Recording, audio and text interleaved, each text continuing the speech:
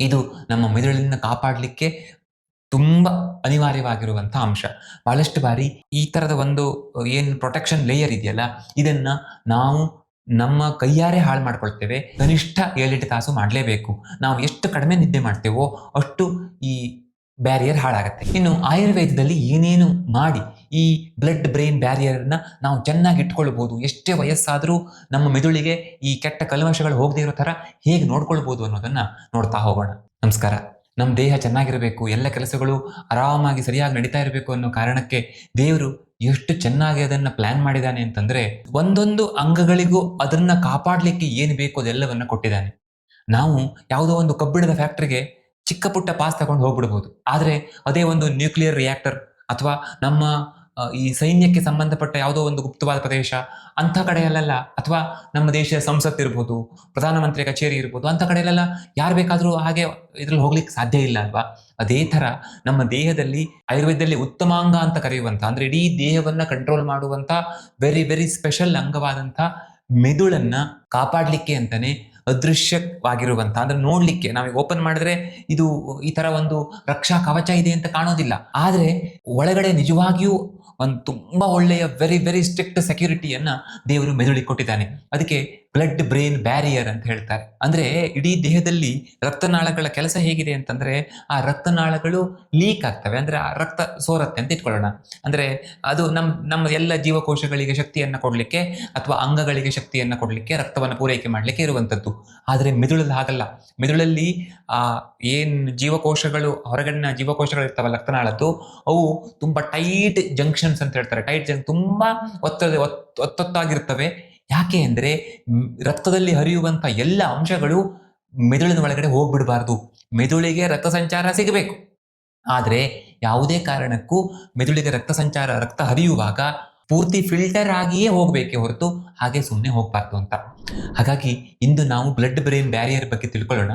ಇದು ಯಾಕೆ ಇಂಪಾರ್ಟೆಂಟ್ ಅಂದ್ರೆ, ನಮಗೆ ಈ ಮೆಮೊರಿ ಲಾಸ್ ಆಗೋದು, ಫೋಕಸ್ ಕಡಿಮೆ ಆಗೋದು, ನಮ್ಮ ಕಾನ್ಸಂಟ್ರೇಷನ್ ಕಡಿಮೆ ಆಗೋದು, ಸ್ಟ್ರೆಸ್ ತೊಂದರೆ ಕೊಡೋದು, ಅಥವಾ ನಮ್ಮ ಮೆದುಳು ಯಾಕೋ ಅಷ್ಟು ಚೆನ್ನಾಗಿಲ್ಲ ಅಂತ ನಮಗನ್ಸೋದು, ಇದೆಲ್ಲ ಆಗಬೇಕು ಅಂತ ಆದ್ರೆ ಅದಕ್ಕೆ ಮೆದುಳಿನ ಒಳಗಿನ ಅಂಗಗಳು ಎಷ್ಟು ಇಂಪಾರ್ಟೆಂಟೋ ಅಷ್ಟೇ ಈ ಬ್ಲಡ್ ಬ್ರೈನ್ ಬ್ಯಾರಿಯರ್ ಕೂಡ ಇಂಪಾರ್ಟೆಂಟ್. ಮೊದಲನೇದಾಗಿ ಈ ಬ್ಲಡ್ ಬ್ರೈನ್ ಬ್ಯಾರಿಯರ್ ಹೇಗೆ ಕೆಲಸ ಮಾಡುತ್ತೆ ಅಂತ ನೋಡೋಣ. ನಮ್ಮ ಮೆದುಳಿಗೆ ಬೇಕಾಗಿರುವಂತಹ ಗ್ಲೂಕೋಸ್, ಆಮೇಲೆ ಆಕ್ಸಿಜನ್, ಇದೆಲ್ಲ ಚೆನ್ನಾಗಿ ಸಿಗಬೇಕು ಅನ್ನೋ ಕಾರಣಕ್ಕೆ ಅದನ್ನ ಒಳಗಡೆ ಬಿಟ್ಟುಕೊಂಡು ಬೇಡದೇ ಇರುವಂತಹ ಪಾಯ್ಸನಸ್ ಆಗಿರುವಂತಹ ಅಂಶಗಳು, ಬ್ಯಾಕ್ಟೀರಿಯಾದಂಥದ್ದು, ಇಂಥವುಗಳನ್ನೆಲ್ಲ ಒಳಗೆ ಬಿಡದೆ ಇರುವಂತಹ ಮೆಕ್ಯಾನಿಸಮ್ಗೆ ಬ್ಲಡ್ ಬ್ರೈನ್ ಬ್ಯಾರಿಯರ್ ಅಂತ ಹೇಳ್ತಾರೆ. ಇದು ನಮ್ಮ ಮೆದುಳನ್ನ ಕಾಪಾಡಲಿಕ್ಕೆ ತುಂಬಾ ಅನಿವಾರ್ಯವಾಗಿರುವಂತಹ ಅಂಶ. ಬಹಳಷ್ಟು ಬಾರಿ ಈ ತರದ ಒಂದು ಏನ್ ಪ್ರೊಟೆಕ್ಷನ್ ಲೇಯರ್ ಇದೆಯಲ್ಲ, ಇದನ್ನ ನಾವು ನಮ್ಮ ಕೈಯಾರೆ ಹಾಳು ಮಾಡ್ಕೊಳ್ತೇವೆ. ಕೆಲವೊಮ್ಮೆ ಕೆಲವು ರೋಗಗಳು, ಆಕ್ಸಿಡೆಂಟ್ಗಳು, ಇಂಥವುಗಳ ಕಾರಣ ನಮಗೆ ಅದು ಹಾಳಾಗತ್ತೆ. ಆದ್ರೆ ನಮ್ಮ ಕೈಯಾರೆ ನಾವು ಹಾಳು ಮಾಡ್ಕೊಳ್ಳೋದನ್ನ ಹಾಳಾಗದಿರೋ ತರ ನೋಡ್ಕೊಳ್ಬಹುದಲ್ಲ. ಇವತ್ತು ನಾವು ಅದನ್ನ ಪ್ರತಿಯೊಂದನ್ನು ನೋಡ್ಕೊಳ್ತಾ ಹೋಗೋಣ. ಮೊದಲನೇದಾಗಿ ಇದಕ್ಕೆ ಬೇಕಾಗಿರೋದು ಪ್ರೊಟೆಕ್ಟಿವ್ ಫ್ಯಾಟ್. ಅಂದ್ರೆ ಆ ಟೈಟ್ ಜಂಕ್ಷನ್ ಏನಿದೆಯಲ್ಲ ಹೇಳಿದ್ನಲ್ಲ ನಾನಾಗ, ಆ ಜಂಕ್ಷನ್ ಸರಿಯಾಗಿ ಇರಬೇಕು, ಪ್ರೊಟೆಕ್ಟಿವ್ ಆಗಿ ಚೆನ್ನಾಗಿ ಕೆಲಸ ಆಗಬೇಕು ಅಂತ ಆದ್ರೆ ಅದಕ್ಕೆ ಆ ಒಳ್ಳೆಯ ಫ್ಯಾಟ್ ಬೇಕು. ಅದರಲ್ಲೂ ವಿಶೇಷವಾಗಿ 1-2-3 ಅಂಶಗಳು ಬೇಕು. ಮೊದಲನೇದಾಗಿ ತುಪ್ಪದ ವಿವರಣೆಯನ್ನು ಕೊಡುವಾಗ ಚರಕ ಸಂಹಿತೆಯಲ್ಲಿ ಮೊದಲ 2 ಶಬ್ದಗಳು ಬರೋದೇ ಸ್ಮೃತಿ, ಮೇಧ ಅಂತ. ಅಂದ್ರೆ ನೆನಪಿನ ಶಕ್ತಿ ಮತ್ತೆ ಮೇಧಾಶಕ್ತಿಯನ್ನ, ಮೆದುಳಿನ ವಿಶೇಷ ಶಕ್ತಿಯನ್ನ ಕಾಪಾಡಲಿಕ್ಕೆ, ಅದನ್ನು ಹೆಚ್ಚು ಮಾಡಲಿಕ್ಕೆ ತುಪ್ಪ ಕೆಲಸ ಮಾಡುತ್ತೆ ಅಂತ. ಹಾಗಾಗಿ ತುಪ್ಪ ತುಂಬಾ ಇಂಪಾರ್ಟೆಂಟ್. ಆಮೇಲೆ ವಾಲ್ನಟ್ ಅಂತ ನಟ್ಸ್ಗಳು, ವಿಶೇಷವಾಗಿ ವಾಲ್ನಟ್ ತುಂಬಾ ಹೆಲ್ಪ್ ಮಾಡುತ್ತೆ, ನೋಡ್ಲಿಕ್ಕೂ ಕೂಡ ಮೆದುಳಿನ ಆಕಾರದಲ್ಲಿರುತ್ತಲ್ಲ. ಮತ್ತೆ ಹಲವಾರು ರೀತಿಯ ಬೀಜಗಳು, ಉದಾಹರಣೆಗೆ ಒಳ್ಳೆಯ ಉದಾಹರಣೆ ಅಂದ್ರೆ ಎಳ್ಳು, ಇಂತಹ ಬೀಜಗಳು ತುಂಬಾ ಹೆಲ್ಪ್ ಮಾಡ್ತವೆ. ಎರಡನೇದಾಗಿ ಮ್ಯಾಗ್ನೀಸಿಯಂ ಚೆನ್ನಾಗಿರುವಂತಹ ಆಹಾರ ಪದಾರ್ಥಗಳು. ಇವು ಯಾಕೆ ಬೇಕು ಅಂತಂದ್ರೆ, ಅಲ್ಲಿ ಅಯಾನ್ ಎಕ್ಸ್ಚೇಂಜ್ ಆಗ್ತಾ ಇರುತ್ತಲ್ಲ, ಅದನ್ನು ಸರಿಯಾಗಿ ಕಾಪಾಡ್ಕೊಳ್ಳಿಕ್ಕೆ ಬೇಕು. ವಿಶೇಷವಾಗಿ ಇದು ಕುಂಬಳ ಬೀಜ, ಕೆಲವು ನಾನ್ ವೆಜಿಟೇರಿಯನ್ ಫುಡ್ ಅಲ್ಲಿ, ಮತ್ತೆ ಬಹುತೇಕ ಬೀಜಗಳಲ್ಲಿ, ನಟ್ಸ್ ಅಲ್ಲಿ, ವಿಶೇಷವಾಗಿ ಬಾದಾಮಿಯಲ್ಲಿ ಇದು ಸಿಗತ್ತೆ. ಹಾಗಾಗಿ ನಾನು ಪದೇ ಪದೇ ಹೇಳೋದು, ಎಳ್ಳುಂಡೆ ಮಾಡಿ ಮಕ್ಕಳಿಗೆ ಕೊಡಿ, ನೀವು ತಿನ್ನಿ ಅಂತ. ಅದರಲ್ಲಿ ಎಲ್ಲ ನಟ್ಸು, ಎಲ್ಲ ಸೀಡ್ಸ್ ಅನ್ನ ಹಾಕಿ ಉಂಡೆ ಮಾಡಿ ಕೊಡಿ ಅಂತ. ಇನ್ನು ಮೂರನೇದಾಗಿ ಇನ್ಫ್ಲಮೇಷನ್ ಹೆಚ್ಚು ಮಾಡುವಂತ ಆಹಾರಗಳ ಸೇವನೆ ಮಾಡಬಾರ್ದು ಅಂತ. ಎಷ್ಟು ಇನ್ಫ್ಲಮೇಷನ್ ದೇಹದಲ್ಲಿ ಹೆಚ್ಚಾಗತ್ತೋ ಅಷ್ಟು ಆ ಏನು ಬ್ಯಾರಿಯರ್ ಇದೆಯಲ್ಲ ಅದು ಲೀಕ್ ಆಗ್ಲಿಕ್ಕೆ ಸ್ಟಾರ್ಟ್ ಆಗುತ್ತೆ. ಎಲ್ಲ ಹೀಗೆ ಅದು ಲೂಸ್ ಆಗ್ತಾ ಹೋಗ್ಲಿಕ್ಕೆ ಶುರುವಾಗುತ್ತೆ. ಯಾವಾಗ ನಮ್ಮ ಬಾಡಿಯಲ್ಲಿ ಇನ್ಫ್ಲಮೇಷನ್ ಹೆಚ್ಚಾಗತ್ತೋ ಆವಾಗ ಅದರಲ್ಲಿ ಏನಂತೇವೆ ಒಂದು ಅದರ ತಿಳುವಳಿಕೆ ಕಡಿಮೆ ಆಗುತ್ತೆ ಅಂತ. ಯಾವುದನ್ನು ಇಟ್ಕೊಳ್ಬೇಕು ಅದನ್ನು ಬಿಡಬೇಕು ಅನ್ನೋದು ಕೂಡ ಕಡಿಮೆ ಆಗ್ತಾ ಹೋಗುತ್ತೆ. ಹಾಗಾಗಿ ನಾವು ಸಕ್ಕರೆಯನ್ನು ತುಂಬ ತಿನ್ನೋದು, ಹೊರಗಡೆ ಫುಡ್ಡನ್ನು ತಿನ್ನೋದು, ಪ್ಯಾಕ್ಡ್ ಐಟಮ್ಸನ್ನು ತಿನ್ನೋದು ಎಲ್ಲ ಅಂದ್ಕೊಳ್ಳೋದು ಏನಂತಂದ್ರೆ ಅದನ್ನೆಲ್ಲ ತಿಂದರೆ ನನಗೆ ಬೊಜ್ಜು ಬರುತ್ತೆ, ಹಾಗೆ ನಾನು ತಿನ್ನಬಾರ್ದು. ಬೊಜ್ಜು ಯಾರಿಗಿಲ್ವೋ ಅಂಥವರೆಲ್ಲ ಸೇವನೆ ಮಾಡ್ಬೋದು ಅಂತ. ಖಂಡಿತ ಹಾಗಿಲ್ಲ. ಯಾರೂ ಕೂಡ ಅಂತಹ ಆಹಾರವನ್ನ ಸೇವನೆ ಮಾಡಬಾರ್ದು. ಮಾಡೋದಿದ್ರೆ ಅತ್ಯಂತ ಅಪರೂಪಕ್ಕೆ ಸೇವನೆ ಮಾಡಬಹುದು. 4ನೇದಾಗಿ ನಿದ್ದೆ ಕನಿಷ್ಠ 7-8 ತಾಸು ಮಾಡಲೇಬೇಕು. ನಾವು ಎಷ್ಟು ಕಡಿಮೆ ನಿದ್ದೆ ಮಾಡ್ತೇವೋ ಅಷ್ಟು ಈ ಬ್ಯಾರಿಯರ್ ಹಾಳಾಗತ್ತೆ. ಯಾಕೆ ಅಂದರೆ ನಿದ್ದೆ ಮಾಡಿದಾಗ ಎಸ್ಪೆಷಲಿ ಡೀಪ್ ಸ್ಲೀಪಲ್ಲಿ ನಾವು ಇದ್ದಾಗ ನಮ್ಮ ಮೆದುಳು ಅದರ ಕಸವನ್ನೆಲ್ಲ ಹೊರಗಾಕತ್ತೆ. ಮೆಟಾಬಲಿಕ್ ವೇಸ್ಟ್ ಅಂತ ಹೇಳ್ತಾರೆ, ಅದನ್ನೆಲ್ಲ ಹೊರಗಾಕತ್ತೆ ಅಂತ. ಒಂದು ಭೌತಿಕವಾಗಿ ಮೆದುಳು ಶುದ್ಧ ಆಗ್ತಾ ಹೋಗುತ್ತೆ. ಇನ್ನೊಂದು ಮೆದುಳು ತನ್ನಲ್ಲಿರುವ ನೆಗೆಟಿವ್ ಎನರ್ಜಿಯನ್ನು ಕಡಿಮೆ ಮಾಡ್ತಾ ಹೋಗುತ್ತೆ. ಹಾಗಾಗಿ ಈ ಬ್ಲಡ್ ಬ್ರೈನ್ ಬ್ಯಾರಿಯರ್ ಚೆನ್ನಾಗಿರ್ಲಿಕ್ಕೆ ಕೂಡ ನಿದ್ದೆ ತುಂಬ ಇಂಪಾರ್ಟೆಂಟು. ಕನಿಷ್ಠ ಒಂದು 7-8 ತಾಸು ನಿದ್ದೆ ಮಾಡುವ ರೂಢಿಯನ್ನು ಮಾಡ್ಕೊಳ್ಳೋಣ. ಒಂದು ವೇಳೆ ನೀವು ಯೋಗಿಗಳಾಗಿದ್ದರೆ ಅಥವಾ ನಾವಂಥ ಸಾಧನೆ ಮಾಡಿದವರಾದರೆ ಆವಾಗ ಎಷ್ಟು ಕಡಿಮೆ ನಿದ್ದೆ ಮಾಡಿದ್ರೂ ಸಮಸ್ಯೆ ಆಗೋದಿಲ್ಲ. ಆದರೆ ಅಂಥ ಸಾಧನೆ ಮೊದಲು ಮಾಡಿರಬೇಕು. ಮತ್ತು ಈ ಹೀಟ್ ಸ್ಟ್ರೆಸ್ ಆಗಿದ್ದರೆ ದೇಹಕ್ಕೆ, ಅಂದರೆ ನಾವು ತುಂಬ ಹೊತ್ತು ಬಿಸಿಲಲ್ಲಿದ್ದೇವೆ ಅಥವಾ ಬೆಂಕಿಯ ಮುಂದೆ ಕೆಲಸ ಮಾಡ್ತೇವೆ, ಅಂಥ ಕಂಡೀಷನಲ್ಲಿ ಕೂಡ ಅದು ವೀಕ್ ಆಗ್ತದೆ ಅಂತ ಹೇಳ್ತಾರೆ. ಅಂದರೆ ನಾವು ಬಿಸಿಲಲ್ಲಿ ಕೆಲಸ ಮಾಡ್ತೀವಿ ಅಂತಾದರೆ ಆಗ ತಲೆಗೆ ಒಂದು ಬಿಳಿ ಬಟ್ಟೆಯನ್ನು ಸುತ್ಕೊಳ್ಳೋದು ಏನಾದ್ರು ಮಾಡ್ಕೊಳ್ಬೇಕು. ಹಿಂದೆಲ್ಲ ಅದಕ್ಕೆ ಅದೇ ಕಾರಣಕ್ಕೆ ಆ ಥರ ಮಾಡ್ತಿದ್ರು ಅಂತ. ಮತ್ತು ಬಿಸಿ ಇರುವಂಥ ವಾತಾವರಣದಲ್ಲಿ ನಾವು ಹೆಚ್ಚೆಚ್ಚು ಫಿಸಿಕಲ್ ಆ್ಯಕ್ಟಿವಿಟಿಯನ್ನು ಮಾಡಿದಾಗ ಸಮಸ್ಯೆ ಆಗ್ಬೋದು. ಹಾಗಾಗಿ ವ್ಯಾಯಾಮ ತುಂಬ ಒಳ್ಳೆಯದು ನಿಜ, ಆದರೆ ಅತಿ ಆದರೆ ಸಮಸ್ಯೆಯನ್ನು ಉಂಟು ಮಾಡುತ್ತೆ ಅಂತ. ಮತ್ತು 6ನೇದಾಗಿ BP ಕಂಟ್ರೋಲ್ ಇಟ್ಕೊಳ್ಳೋದು ಕೂಡ ತುಂಬ ಇಂಪಾರ್ಟೆಂಟ್. ನಮಗೇನನ್ಸುತ್ತೆ, ನನಗೇನು ಸಿಂಪ್ಟಮ್ಸೇ ಇಲ್ವಲ್ಲ, ನಾನು ಆರಾಮಾಗಿದ್ದೇನೆ, ಸುಮ್ಮನೆ ಡಾಕ್ಟರ್ ಹತ್ರ ಹೋದರೆ BP ಸ್ಟಾರ್ಟ್ ಮಾಡಿಬಿಡ್ತಾರೆ, ಅವರಿಗೆ ಸುಮ್ಮನೆ ಹಣ ಮಾಡ್ಲಿಕ್ಕೆ ಮಾಡ್ತಾರೆ, ಈ ಥರದ್ದೆಲ್ಲ ಕಲ್ಪನೆ ತುಂಬ ಜನರಿಗಿದೆ. ಹಾಗಲ್ಲ, ನಾವು ಮನಸ್ಸು ಮಾಡಿದರೆ BP ಕಂಟ್ರೋಲ್ ಇಟ್ಕೊಳ್ಳಿಕ್ಕೆ ನಮ್ಮ ದಿನಚರಿ ಸರಿಯಾಗಿ ಇಟ್ಕೊಂಡ್ರೆ ಸಾಧ್ಯ. ನಮ್ಮ ಹತ್ರ BP ಕಾರಣ ಆಗಿರುವಂಥ ಅಂಶಗಳನ್ನು ಬಿಡ್ಲಿಕ್ಕೆ ಆಗಲ್ಲ ಅಂತಾದರೆ BP ಟ್ಯಾಬ್ಲೆಟ್ ತಗೊಂಡಾದರೂ ನಾವು ಅದನ್ನು ಕಂಟ್ರೋಲ್ ಇಟ್ಕೊಳ್ಬೇಕು ಅಂತ. ಈಗ ಅಂದರೆ ಅದರ ಅರ್ಥ ನೀವು ಜೀವನ ಪರ್ಯಂತ BP ಟ್ಯಾಬ್ಲೆಟ್ ತಗೊಳ್ಳೇಬೇಕಾಗತ್ತೆ ಅಂತಲ್ಲ. ಆದರೆ ನಮ್ಮ ಹತ್ರ ಹಾಗೆ ಯೂಟರ್ನ್ ತಗೊಳ್ಳಿಕ್ಕೆ ಸಾಧ್ಯನಾ ಅಂತ ಯೋಚನೆ ಮಾಡಬೇಕು. ನಾವು ಹೇಳ್ಬಿಡ್ತೇವೆ, ನಂಗೆ ಈಗ ಸಾಧಾರಣವಾಗಿ ಹೇಗೆ ಅಂತ, ನಂಗೆ ಟ್ಯಾಬ್ಲೆಟ್ ತಗೊಳ್ಳಿಕ್ಕೆ ಇಷ್ಟ ಇಲ್ಲ ಅನ್ನೋ ಕಾರಣಕ್ಕೆ ನಾನು ಆರಾಮಾಗಿ ಮನೆಯಲ್ಲಿ ವಾಕ್ ಮಾಡ್ತೇನೆ, ಇನ್ನೇನೋ ಮಾಡ್ತೇನೆ, ನಾನು ಬೀಟ್ರೂಟ್ ಜ್ಯೂಸ್ ಕುಡಿತೇನೆ, ಅದು ಕುಡಿದ ನಂತರ ನಂಗೆ BP ಕಂಟ್ರೋಲ್ ಬಂದುಬಿಡುತ್ತೆ. ಹಾಗೆ ನೆಗ್ಲೆಕ್ಟ್ ಮಾಡೋ ಹಾಗಿಲ್ಲ. BPಯನ್ನು ರೆಗ್ಯುಲರ್ ಟೆಸ್ಟ್ ಮಾಡ್ಕೊಳ್ತಾ ಇರಬೇಕು. ನಾರ್ಮಲ್ ಇದ್ದರೆ ಸಮಾಧಾನ ಇರಬೇಕೆ ಹೊರತು ನಾನು ಏನೋ ಮಾಡ್ತಾ ಇದ್ದೇನೆ ಹಾಗಾಗಿ ನಾರ್ಮಲ್ ಆಗಿರುತ್ತೆ ಅಂತ ನೆಗ್ಲೆಕ್ಟ್ ಮಾಡೋ ಹಾಗಿಲ್ಲ. 7ನೇದು ವೆರಿ ಇಂಪಾರ್ಟೆಂಟ್ ಆಗಿರುವಂಥದ್ದು ಈ ಗಟ್ ಬ್ರೈನ್ ಆಕ್ಸಿಸ್ ಮ್ಯಾನೇಜ್ಮೆಂಟ್. ಅಂದರೆ ನಮ್ಮ ಕರಳನ್ನು ಚೆನ್ನಾಗಿ ಕಾಪಾಡ್ಕೊಳ್ಳೋದು ಅಂತ. Leaky gut leads to leaky brain ಅಂತ ಹೇಳ್ತಾರೆ. ಅಂದರೆ ನಮ್ಮ ಕರಳು ಸರಿ ಇಲ್ಲ ಅಂತಂದರೆ ಮೆದುಳಲ್ಲೂ ಕೂಡ ಇಲ್ಲಿ ಲೀಕ್ ಆಗ್ತಿದ್ರೆ ಇಲ್ಲೂ ಲೀಕ್ ಆಗುತ್ತೆ ಅಂತ.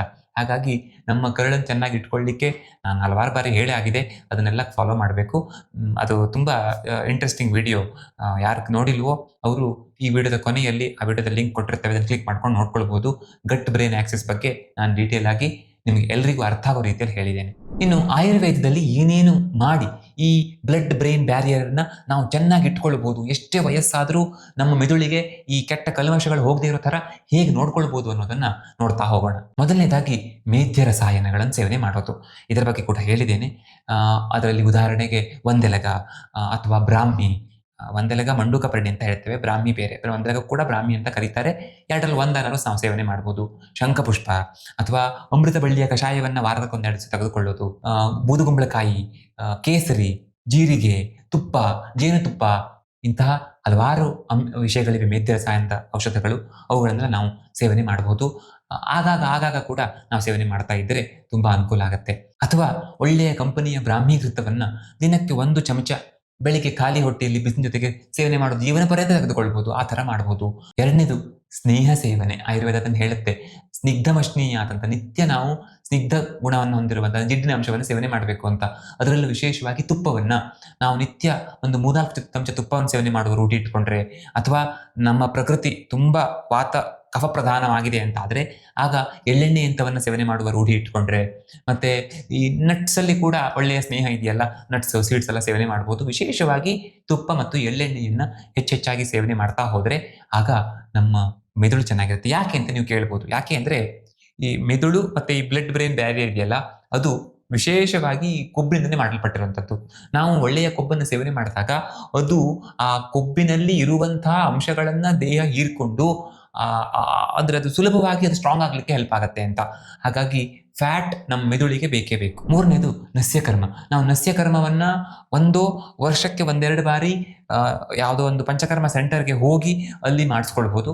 ಅಥವಾ ನಾವು ಮನೆಯಲ್ಲಿ ಅಣುತೈಲವನ್ನ ಅಥವಾ ಡಾಕ್ಟರ್ ಹತ್ರ ಕೇಳಿಕೊಂಡು ಬ್ರಾಹ್ಮೀಕೃತ, ಪಂಚಗವ್ಯಕೃತ ಇಂಥವುಗಳನ್ನ, ಅಣುತೈಲ ಆದರೆ ಸಾಮಾನ್ಯವಾಗಿ ಎಲ್ಲರೂ ಉಪಯೋಗಿಸ್ಬೋದು. ಈ ಥರ ಘೃತಗಳನ್ನ ವೈದ್ಯರ ಅಂದರೆ ಸಜೆಷನ್ ತಗೊಂಡೇ ಮಾಡಬೇಕು. ಆ ಥರ ಡಾಕ್ಟರ್ ಕೇಳಿಕೊಂಡು ನಾವು ಒಂದೊಂದು ಹನಿ ಮೂಗಿನಲ್ಲಿ ಬಿಟ್ಕೊಳ್ಳೋದು ಅಥವಾ ನಮ್ಮ ಕಿರುಬೆರಳಿಗೆ ಸವರಿ ಮೂಗಿಗೆ ಅದನ್ನು ಸವರೋದು, ಆ ಥರ ಮಾಡುವ ರೂಢಿಯನ್ನು ಬೆಳೆಸ್ಕೊಳ್ತಾ ಹೋದರೆ ತುಂಬಾ ಅನುಕೂಲ ಆಗುತ್ತೆ. ಯಾಕೆ ಅಂದ್ರೆ ನಾವು ಆಹಾರವಾಗಿ ಸೇವಿಸಿದ್ದು ರಕ್ತದ ಮೂಲಕ ಮೆದುಳಿಗೆ ಹೋದರೆ ಇಲ್ಲಿ ಡೈರೆಕ್ಟ್ ಒಂದು ಪಾತ್ ಇದೆ. ಹಾಗಾಗಿ ಮೆದುಳಿಗೆ ಸಂಬಂಧಪಟ್ಟ ಸಮಸ್ಯೆಗಳಿಗೆ ನಸ್ಯಕರ್ಮ ಸಿಕ್ಕಾಪಟ್ಟೆ ಹೆಲ್ಪ್ ಆಗುವಂಥದ್ದು. ಅಂದ್ರೆ ಆ ಕಾಲದ ಋಷಿಮುನಿಗಳು ತುಪ್ಪ ಎಣ್ಣೆಗಳ ಮೂಲಕವೇ ನಾವು ಮೆದುಳಿಗೆ ರೀಚ್ ಆಗಬೇಕು ಅನ್ನೋ ಕಾರಣಕ್ಕೆ ಘೃತ ತೈಲಾದಿಗಳನ್ನೇ ಈ ಮೆದುಳಿಗೆ ಸಂಬಂಧಪಟ್ಟ ಸಮಸ್ಯೆಗಳಿರುವಾಗ ಯಾಕೆ ಹೇಳಿದ್ರು? ಹಾಗಾದ್ರೆ ಅಣು ತೈಲವನ್ನೇ ಮೂಗಲ್ಲಿ ಹಾಕೊಳ್ಳಿ ಅಂತ ಯಾಕೆ ಹೇಳಿದ್ರು? ಅವರು ಬೇರೆ ಯಾವುದೋ ಜ್ಯೂಸ್ ಹಾಕೊಳ್ಳಿ, ಇನ್ನೆಲ್ಲೋ ಹಾಕೊಳ್ಳಿ, ನಿಂಬೆಹಣ್ಣು ರಸ ಹಾಕೊಳ್ಳಿ ಅಂತ ಹೇಳ್ಬೋದಿತ್ತಲ್ಲ. ಯಾಕೆ ಅಂದ್ರೆ ಈ ಎಣ್ಣೆ ಅಥವಾ ತುಪ್ಪದ ಮೂಲಕ ಹೋದಾಗ ಮಾತ್ರ ಇದು ಈ ಬ್ಲಡ್ ಬ್ರೈನ್ ಬ್ಯಾರಿಯರ್ಗೆ ತಲೆ ಕೆಡಿಸ್ಕೊಳ್ಳೋದೇನೆ ನೇರವಾಗಿ ಮೆದುಳಿಗೆ ರೀಚ್ ಆಗಿ ಇದು ಆ ಮೆದುಳನ್ನ ಮತ್ತೆ ಈ ಬ್ಯಾರಿಯರ್ನ ಎರಡನ್ನ ಸ್ಟ್ರೆಂತ್ ಅನ್ನು ಕೂಡ ಹೆಚ್ಚು ಮಾಡುತ್ತೆ ಅನ್ನುವ ಕಾರಣಕ್ಕೆ ಋಷಿಮುನಿಗಳು ಹಾಗೆ ಹೇಳಿದ್ದು. ಮಾಡರ್ನ್ ಸೈನ್ಸ್ ಕೂಡ ಅದನ್ನೇ ಹೇಳುತ್ತೆ ಇವತ್ತು. ಆಲ್ ಫ್ಯಾಕ್ಟರಿ ಮತ್ತೆ ಟ್ರೈಜೆಮಿನಲ್ ನರ್ವ್ ಪಾತ್ವೆಗಳ ಮೂಲಕ ತುಪ್ಪ ಅಥವಾ ಎಣ್ಣೆ ನಮ್ಮ ಮೆದುಳನ್ನು ರೀಚ್ ಆಗುತ್ತೆ ಅಂತ. ಮತ್ತೆ ನಾಲ್ಕನೇದಾಗಿ ಪ್ರಾಣಾಯಾಮ ಮತ್ತೆ ಮುದ್ರೆಗಳು. ಪ್ರಾಣಾಯಾಮದಿಂದ ಸಿಕ್ಕಾಪಟ್ಟೆ ಅನುಕೂಲ ಆಗುತ್ತೆ, ಇಲ್ಲಿ ಯಾವ ಡೌಟು ಇಲ್ಲ. ಇದನ್ನು ಮಾಡರ್ನ್ ಸೈನ್ಸ್ ಕೂಡ ಹೇಳುತ್ತೆ. ಅವರು ಬಾಕ್ಸ್ ಬ್ರೀದಿಂಗ್ ಹೇಳ್ತಾರೆ ಅಥವಾ ಬೇರೆ ಬೇರೆ ಬ್ರೀದಿಂಗ್ ಟೆಕ್ನಿಕ್ಸ್ ಅಂತ ಹೇಳ್ತಾರೆ. ಈ ಎಲ್ಲ ಬ್ರೀದಿಂಗ್ ಟೆಕ್ನಿಕ್ಸ್ ಆಯುರ್ವೇದದ್ದು ಅಥವಾ ಭಾರತೀಯ ಶಾಸ್ತ್ರದ, ಆಯುರ್ವೇದ ಅಂತ ಹೇಳಿದ್ರೆ ಯೋಗಶಾಸ್ತ್ರದ್ದು ಅಂತ ಹೇಳ್ಬೋದು. ಆದರೆ ಅದನ್ನೇ ಇವತ್ತು ಮಾಡರ್ನ್ ಸೈನ್ಸ್ ಕೂಡ ಹೇಳುತ್ತೆ. ಅವರು ಅದಕ್ಕೆ ಸೈಂಟಿಫಿಕ್ ಎಕ್ಸ್ಪ್ಲನೇಷನ್ ಕೂಡ ಕೊಡ್ತಾರೆ. ಆದರೆ ಅವರು ಕಪಾಲಭಾತಿ ಅಂತನೋ ಅನುಲೋಮ ವಿಲೋಮ ಅಂತನೋ ನಾಡಿಶೋಧನ ಪ್ರಾಣಾಯಾಮ ಅಂತನೋ ಹೆಸರನ್ನು ಹೇಳಲ್ಲ. ಅವರು ಬಾಕ್ಸ್ ಬ್ರೀದಿಂಗ್ ಅಂತನೋ ಅಥವಾ ಇನ್ಯಾವುದೋ ಬ್ರೀದಿಂಗ್ ಟೆಕ್ನಿಕ್ ಅಂತ ಕರೀತಾರೆ ಅಷ್ಟೇ. ಮುದ್ರೆಗಳು ಕೂಡ ಚಿನ್ಮುದ್ರೆ ಅಥವಾ ಸರಸ್ವತಿ ಮುದ್ರೆ, ಪ್ರಾಣ ಮುದ್ರೆ, ಈ ತರದ ಹಲವಾರು ಮುದ್ರೆಗಳ ಮೂಲಕ ಇನ್ನು ಬೇಕಾದಷ್ಟು ಮುದ್ರೆಗಳು ಮುದ್ರಿಸುವ ಸಲುವಾಗೇ ಇವೆ. ಈ ಚೈತನ್ಯದಾಯಿ ಮುದ್ರೆಗಳು ಅಂತ ಒಂದು ಲಿಸ್ಟನ್ನೇ ಕೊಡ್ತಾರೆ. ಸೊ ಆ ಥರದ ಮುದ್ರೆಗಳನ್ನ ನಾವು ಮಾಡ್ಬೋದು. ಎಲ್ಲರಿಗೂ ಗೊತ್ತಿರುವಂಥ ಚಿನ್ ಮುದ್ರೆ, ಅದನ್ನ ಮಾಡಿದ್ರು ಸಾಕು. ನಮ್ಗೆ ಯಾವುದೋ ಸ್ಪೆಷಲ್ ಹೊಸ ಹೆಸರಿನ ಮುದ್ರೆ ಬೇಕು ಅಂತಿಲ್ಲ.